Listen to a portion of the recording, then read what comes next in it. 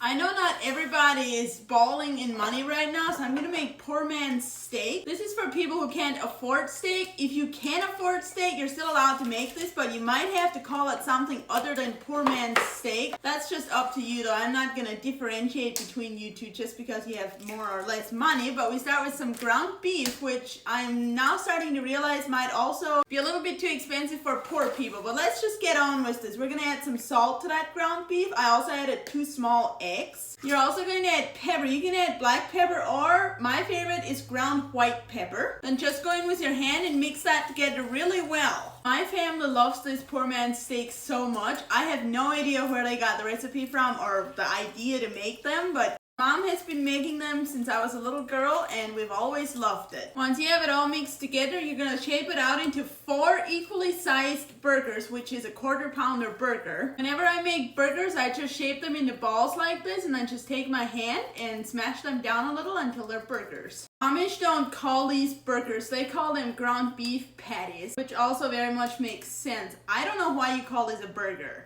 Now we're going to take these to the stove and we need to fry them in our pan. To fry our beef, I'm going to use a cast iron pan and some butter. You can use your favorite method. I don't really care how you do it. Once my butter is melted, I always sprinkle some flour in there. Doing that makes so the burgers don't stick to the pan as much. Then we just put our burgers in there and fry them until they're brown on the bottom side. Once it's brown on the bottom side, just take your spatula and flip them over. We're going to let them brown on that side too. While they're browning, I'm going to slice some cheese because we need sliced cheese to make this poor man's steak, and I prefer to slice my own rather than buy the sliced cheese. We're going to need 1 slice per patty. Once your bottom side is brown, we're going to turn our burner off. We're going to take these out of here. You want to put them all in a baking dish. These are looking very roly-poly. We need some cream of mushroom soup, and yes, this is the homemade one that I made yesterday. I made it specifically because I knew I wanted to make poor man's steak today, and just dollop some on top of each patty. Once you have cream of mushroom soup on top of each one, take a slice of cheese and put 1 slice on top of each patty with the mushroom soup on it. Now this just goes in the oven for a little bit to melt the cheese and finish baking the patties because they're not done in the middle from the frying. I just got these out of the oven. They are smelling and looking insanely delicious, so I think it's time we take one out and taste them.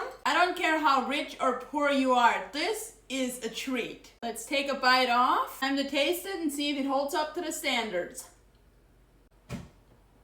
The homemade mushroom soup makes these things so much better. I love steak, don't get me wrong, but I sometimes think I would take this over a steak because these are just very delicious. The recipe is under Poor Man's Steak in my cookbook. The cookbook is available on my website, socialsbylavina.com, over here on my profile, or depending what platform you're on, it might be in the caption of this video. If you don't want to click any of those links, just go to your browser app, open a new tab, and type in socialsbylavina.com, and the website will pop up with the cookbook on it. Enjoy!